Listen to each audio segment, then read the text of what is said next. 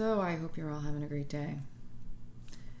Soulful Sunday. Today we're speaking spirituality. What is spirituality and what it is not? Here I am really reflecting upon what in life has brought me to where I am today. It's a series of all these different experiences I've had in my life. Spirituality is not a religion, first off. Although you can be religious and be spiritual. You can also be an atheist, or you can be not religious and still be spiritual. There are really no rules to any of it. There are no rules to how you're supposed to apply to different labels. We humans, we create beliefs and we adhere and adapt to them. And whatever resonates is what we call whatever that is. So consider that when you say you're spiritual, that is whatever spirituality means to you. So spirituality will be defined by every single person differently, just like any other label. And when we talk about spirituality, we have to start talking about your ego, your will. Sharing is caring, so spread the love on that button. And some friends of yours that you feel might need a little bit more insight, maybe a little broader perspective, to hear it from a different point of view. What is spirituality to you? Let me know in the comments. Are you a spiritual person? Do you identify with being spiritual? Do you identify with being religious? What is your dogma? And dogma, backwards by the way, is am God. I'm just saying, it's ironic. When we're dogmatic, we're very rigid about things, but when we flip it, you recognize, I am God. Dogma I am God. Now, spirituality has many different definitions. And just like any label, you all know I don't care for labels. Spirituality can be defined as, let's see what the dictionary says. Spirituality, according to the dictionary, says something rather simple. The quality of being connected with the human spirit or soul as opposed to material or physical things. The shift in priorities allows us to embrace our spirituality in a more profound way. And there's so many different books you could read on spirituality, but you know when it really boils down to it, it's an inner knowing. For me, spirituality defined simply is it's an inner knowing that I am more than this physical body, that I am more vast than the confines of form, that when I go to sleep at night, I can travel, I can astral project, I can create, I can become another person, place, or thing. That my sensitivity is directly related to how deeply connected I am to my spirit, to my soul, to the infinite of this being, this body.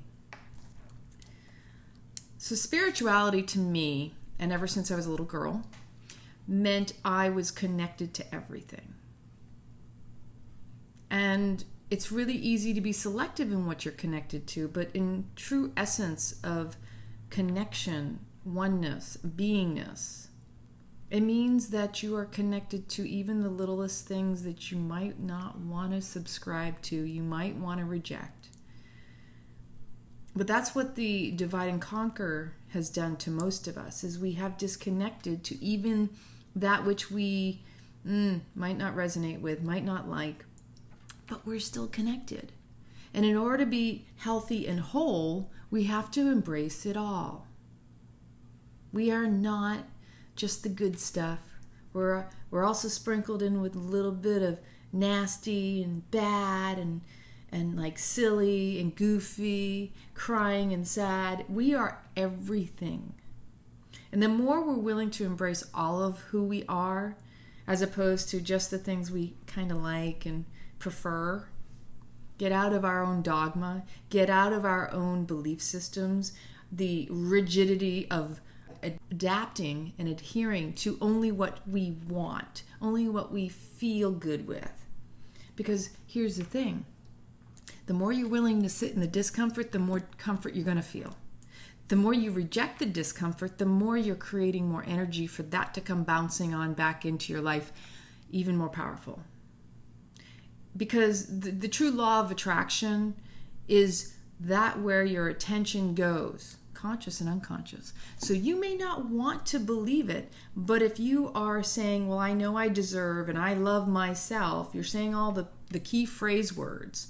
I want the best life. I want to have just this. So I'm manifesting and focusing just on that.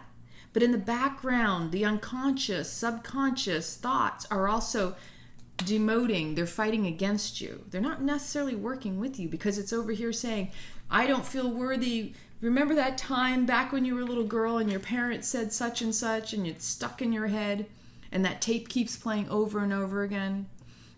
Those are called demoting thoughts. You can have lots of promoting thoughts, but until you can confront the demoting, the promoting will be weakened.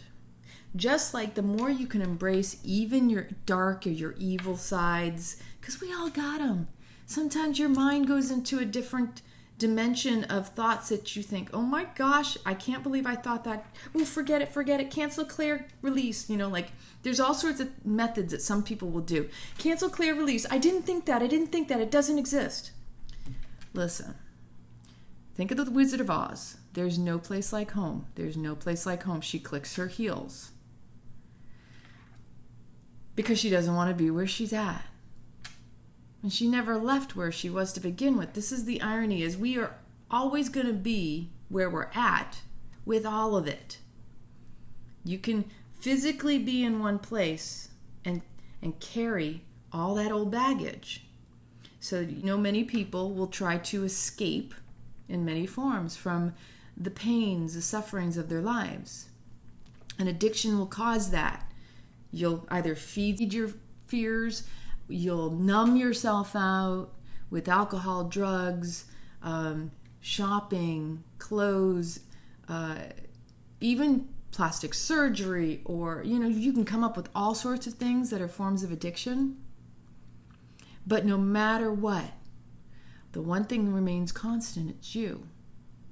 Just like in relationships, we break up with someone and we think it was the other person, but was it really? As we're going through life and the different various cycles that we go through in the learning, the expanding and the contracting, the lessons, the blessings, everything that comes into our life and we integrate and we learn through our experiences, eventually we start to look at, wow, I kept attracting the same type of person. What was that all about? It was never about the other person. Because we will attract what is on the same vibrational frequency as us, is on the same level, which is showing up to show us where we're at. Sometimes just a test. It's always a test. Life is a game.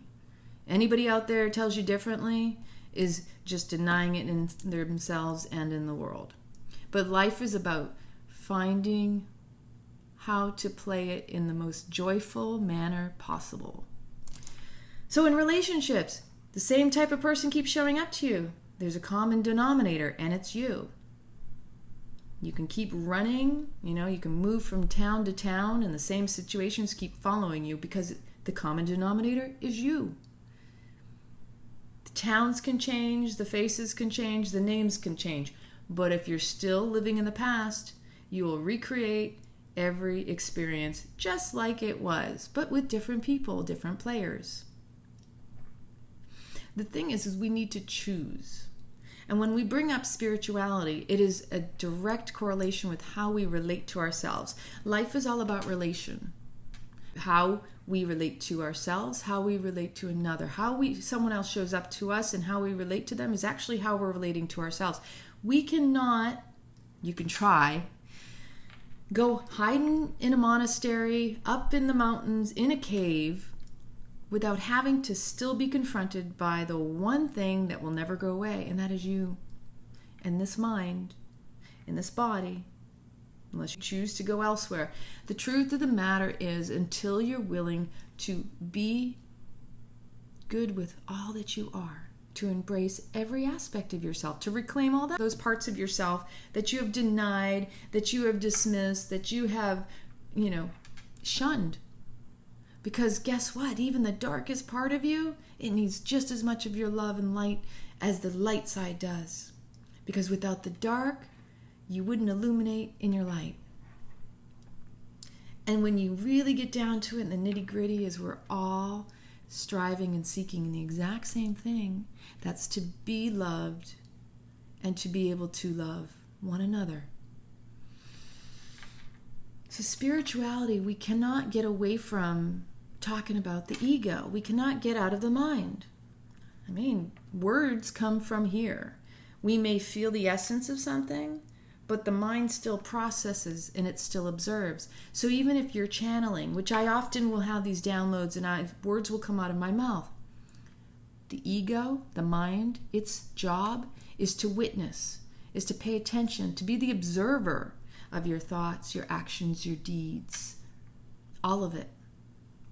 It's not necessarily there to judge it, but it's supposed to be able to serve you as your servant. You are the master from the heart and the soul, to help you, assist you to be informed, to take in that visualization, the senses, to really kind of compile it all together and feel into it, to lean into it, to see what is this situation trying to teach me more about myself. How can I better deepen my relationship to myself and others? Because again, life is about relationship. How you relate to yourself and how you will show up and relate to others. And so the mind, the ego, is what gets caught up in all the strong dogma of the belief systems, and what creates all of our addiction is our beliefs. What we reach for, what we wear, what we think we want, all of that's lodged deeply within the structure of our foundation of our belief system. Who we identify with, who we think we are, who we think we're not. What we think we deserve versus what we are willing to do for something, someone. So spirituality, even if you don't use the word spirituality, we are all still spirits within a body. So technically, the spirit within you is your actuality, is your reality. That's your truth.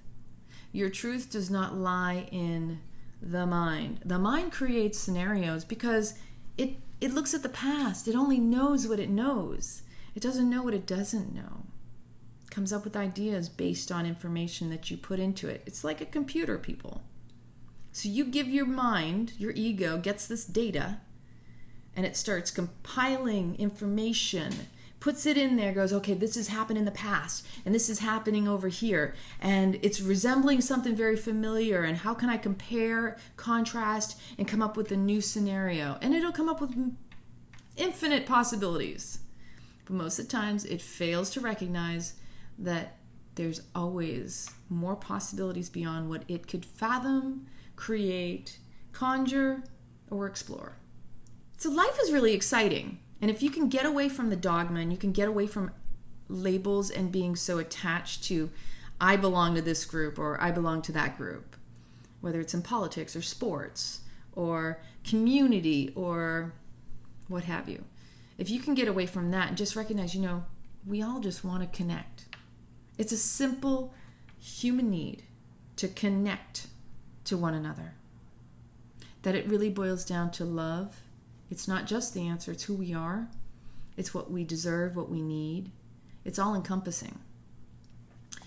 And again, spirituality does not require that you practice a religion. It does not mean that you believe in a higher power, although it's very hard to not believe in something. Whatever it is unique to each individual. It is true for you. It is the beauty of your personal intimacy, into me I see, your truth and knowing. To me, spirituality is very sacred to each individual and does not mean that you could relate directly with another person with the same idea as to what spirituality looks like and feels like for you as it does for another person. That's the beauty. To me, spirituality is like this artistic, special, ever morphing, creative power within you that is just the essence and the expression of your heart and your soul. It's so much more. And to me, that's what life is about, is really getting in with the juicy details of what is showing up for me today. So when you tap into the spirit within, especially first thing in the morning, if you can get up early, I'm not going to tell you that I get up every morning at the crack of dawn or at the Amrit Vela, which is between the hours of like 3:30 and 7 a.m., 7:30. If you can do that, fantastic. Then you're ahead of the game. But if not, don't beat yourself up and don't turn around and talk the talk and not walk your talk. Because for me, I'll tell you my truth. I'm not perfect, but I am perfectly me. I have my own little nuances and idiosyncrasies, and I embrace and love every single one of them. I have a mind that is extremely busy, that is constantly wanting to create, that doesn't know how to turn off technically. I could go days without sleeping. Doesn't mean I'll be feeling the greatest. It's just how I have so much energy. And when your vibration is high and you feel like you're constantly like, like you can go without sleep if it is focused and harnessed in the right way. But you need to also take care of the temple. You need to take care of the body. And that is the part of spirituality that is most often overlooked, is the care and the nurturing of it, and how you expand it more for yourself, making your life a living prayer, making your spirit even more expansive, so that when you are going out into the world, you are felt before you even arrive. People recognize you by the feeling you give them in such a way that they are left feeling even better than when you arrived. And for me, the goal of life is to get to such a level that maybe I don't say a word and just my presence is what heals and helps to spark within people what it is they need. To me, that's the ultimate goal, is that when I am so healed and whole within myself, all I have to do is be in the presence of someone who needs my energy, my presence, to inspire them from within, and that they get what they need. To me, that's the goal.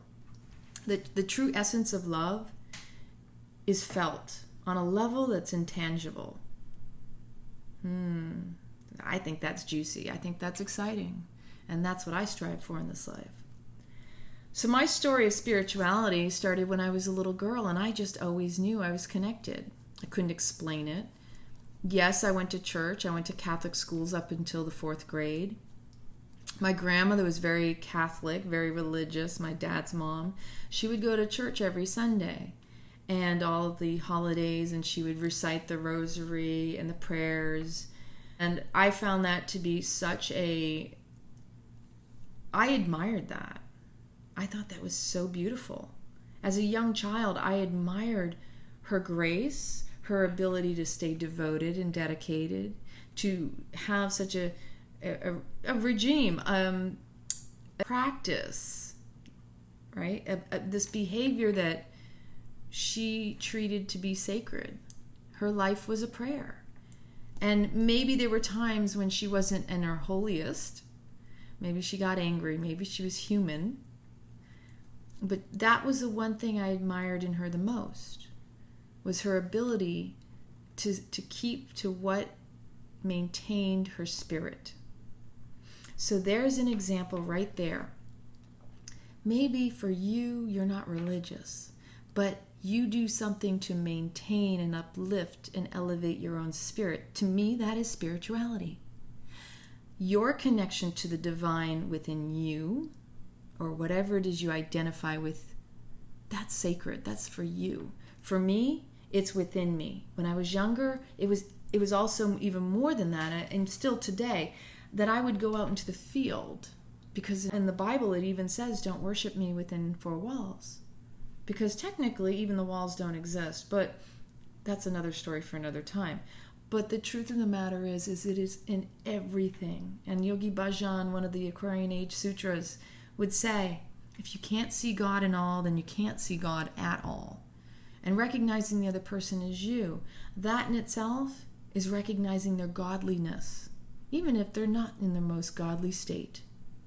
If you can see the best in someone even when they're at their worst, you're elevating them in their consciousness and in their energetic vibration and frequency on a level that is so much more powerful than you'll ever know until you get to that point, until you're able to hold that space. It's not always going to be easy. We are human, but the more you do it, the easier it gets. That's why devotion and dedication to consistent practice is important. Why doing some form of meditation. It's nice when you can keep a routine, as they call a stoic principle of value, that you're doing it regularly at the same time every day. But even if you're not, just making sure that you carve it out every single day. Okay, I couldn't do it this morning, let me carve it out in the afternoon. Oh, I can't do it in the afternoon, let me do it in the evening. But try not to do it when you're going to bed, because often what happens is when you're going to bed, you fall asleep. But just the little things, whatever it is, whether you're journaling, whether you're taking walks, maybe you're just doing breath work, because meditation and breath work are the most powerful tools, because that's what brings you into the present moment. So spirituality, again, is maintaining the spirit within you, your connection to your divine. Again, that is sacred. And it's something we should all be doing, because the more we work from the inside out, we don't suffer as much with the external stuff. The externals are there to distract us. They're there for contrast, to compare, to see how well you're doing within, in here, in there. All this stuff outside of us is to keep us on our toes, to see, how are you doing inside? Because when we are reacting to the external stuff, it shows us we're not solid and grounded in our internal. You're not maintaining that spirit within. Spirituality, what does it mean to you? Let me know in the comments. What does it look like? What does it feel like? What does your spirit feel like to you? Do you consider yourself spiritual? Do you have a routine? Do you have a ritual? How do you dedicate and devote your days to you? Carrying forth, again, that spirituality is about maintaining the inner so you don't go and flip out in the outer. That's a huge, huge realization that most of humanity tends to negate, because they think that the external is what causes the internal, and it's just the opposite. And the more we are willing to come back within, to tune back into the true knowing, we can end all that suffering, to embrace all aspects of ourselves, and to stop denying what our truth is. Even if that truth is a little ugly, you'll find the beauty the more willing you are to look deeper within it. Because what appears on the surface, even on the internal surface, is not all that you have perceived, because your belief system has you limited at looking at it from a certain angle and perspective.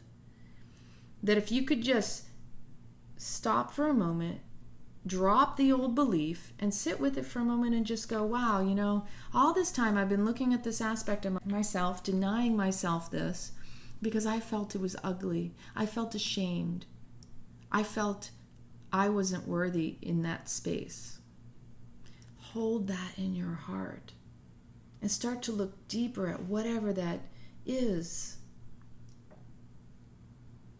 Looking at it and saying, I love you. And just keep saying, I love you as you are. You have nothing to prove. You are perfect in this moment. I will embrace you as you are, because you are perfect and whole. You are beautiful. You deserve love. And you just keep telling that aspect of yourself, all of these beautiful things, that I am enough. You are enough. Please, Let me recapture and reclaim you. Let us be whole together. Let me embrace you in my love, in my heart. And as you're saying these things, imagine, transform, see this aspect that you once considered ugly. See it turn to the beauty that it really truly is. Because in the discomfort is where we find the comfort. In the unattractive is the attractive. It's a switch that we need to flip that takes conscious devotion and dedication. You have to honor thyself first and foremost in all your aspects, in all your inner knowing. There are times when we are ashamed and we feel less than. And those are the times we need to tune back in and reclaim those parts of ourselves that we have not been willing to claim before. It may take more than one opportunity, it may take one time for you, but be willing to show up to yourself. Be willing to give yourself the love, no matter how ugly you may think it is, because that's still a part of your beauty. Because again, life is like, it gives us contrast. How do you relate to those aspects of yourself? Because how you relate to yourself is how others are going to show up and relate to you. And you have to give others permission through the way that you behave toward yourself. And the spirit within is where you need to start. That's what makes us all spiritual beings and creates the true spirituality, the spirit reality, yours and only yours in this physical form. And again, no matter what you're doing in life, you don't have to adapt and compromise your integrity to get along with others that don't resonate. You have to trust your inner knowing. If a situation is unhealthy for you, you have to use the inner barometer. You have all the tools to tell you, oh, it's time for me to move on. It's time for me to find a new community, new friends, new faces, see new places. Because we have to be challenged outside of our comfort zone. Because growth doesn't happen within our comfort zone. We have to give ourselves opportunities to be challenged. And the mind, it'll see it as fearful because it doesn't know. But in your heart and soul, you can get excited. The only time we really get that sensation is the unfamiliar, especially if the mind goes into old stories. And when the mind starts creating new stories based on the old stories, that's when you need to flip the switch and recognize that, oh, the mind really doesn't know what's going on right here, but it's something new, so I have an opportunity to get excited. Switch it up. When you notice a trepidation, a fear arising within yourself, look at it and laugh and say, guess what? I bet this means something really good is about to happen in my life. Because I know in my life, whenever that's happened, I do it. That's what I do. I laugh at it and go, oh yeah, there you are. I see you over there trying to get all stupid in the fear department. It just ain't happening, because every other time this happens, something really sweet and beautiful comes out of it. That's been my personal experience, and I'm going to stay with that, because I know that what I attract to me is where I'm at in my life, and it's always positive, because there's always either a lesson to be learned, an opportunity to be gained. Life is magical, and you should start relying on miracles, because that's what life is a constant miracle, constant unfolding of all this beautiful. Wow, awesome. You are the creator of your life, and you can choose the story and you can rewrite it just the way you need it to be. Today, just a simple spirituality 101. I just wanted to share this all with you. Please let me know again in the comments what spirituality looks like for you. What is it in your life? How do you apply it? Do you have a daily ritual, a practice? How do you maintain the spirit within? What is your spirit reality? Are you religious? Are you agnostic or atheist? Do you have something that you follow, a dogma, a ritual, something habitual. We all have something. I know myself, I was raised Catholic, but that doesn't mean that defines me. Because I said before, this spirit within me, it knows so much more than what the human condition could even fathom.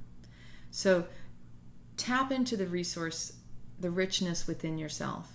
Because again, whatever you can solidify and expand within your knowing, your beingness, tap into the breath, inspirare, the spirit that fuels you, so that the more you are strong within your own vessel, the sacred temple, the less you'll be reacting and responding to the world around you. Because all that's there for is to distract you from inside. And the more you can come back to the spirit within, the demons go out. Which brings me to one last little thing that came up the other day that I thought was really cool. Think of the word exercise. Exercise. How many of you just, the word exercise makes you cringe. It makes you just go, ugh. Think of this. When we need to move energy, we exercise. And we need to exercise. Why? You know the word exorcism? It's just one letter off from exercise. We need to exorcise, exorcism, old energy that's stagnating in your body. You got pain, you got something stuck in your body, you need to exorcise it out. That's why you need to move your body. That's why you need to work on the breath. The most cleansing thing to clear out that dead, unwanted, unnecessary, no longer life-serving energy is to exercise your body. And that means exorcising all that old stagnation. So when people talk about the word exorcism, don't think about demons. Just think about the fact it's something that's no longer serving you. It's the form of exercise. It is the spirit, the inspirare, to take in that life force. Kind of cool when you play with words, and I love it. Because whenever I catch a new little thing like that, I'm like, whoa, that makes a whole lot of sense.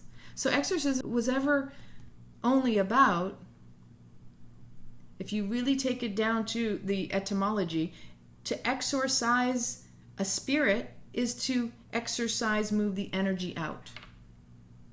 Because when we don't move, everything gets stuck, it gets stagnant, it gets lodged. Right? I'm serious. Like, that was my aha, and I accidentally wrote it the wrong way, and that's what caught my attention. Is I wrote down exorcise with an O instead of an E, and I looked at that and go, oh, that's perfect. And then today I was listening to something, and the woman who was speaking, and you can't make this stuff up, people, she said the word, and I was like, wait a minute here. Yeah, that was my confirmation. Was exercising is about exorcising. It's your own personal exorcism. Get rid of the old demons. Move your body, people. Hey, you heard it here. I'm just telling you, the best way to get past the past is to move your body in the moment. Get present with it. Shake it, move it, dance it around. Get the old stuff, let it go. You know, a body in motion stays in motion. So life, again, your choice. We're going through cycles. We're all going through something. Not one incident or experience out there is more important or less important than the others. And when you tap into your inner wisdom and your knowing, there ain't nothing that can stop you. When you truly embrace it and you go, you know what? I know me. That's what I need to know. That's all I need to know. I don't have to explain myself or justify anything. And quite often the way society has played this little game, it's all about you need to prove yourself. You know, even when you're charged with offenses or crimes or whatever, when you get something that makes you have to defend yourself. It's like, wait a minute, you don't have to prove me guilty, but I have to defend myself and prove myself not guilty? We have a back-ass-words situation here, people. Maintain the spirit within, and all the games out there, they'll dissipate, they'll dissolve. You'll be able to see through every single one of them. Get true with you first, because you are the creator of your life. And you know that from within. Look at your outside. It's all a deep reflection of what's going on inside. If you have any more questions, I will be doing more of these videos because I really am really jazzed about the stuff regarding how we can better maintain ourselves. How can we really tap into the spirit within? I love you very much. Get outside, get some vitamin D, boost your immune system, and move your body. Dance, walk, breathe. I love you very much. Be well, be blessed.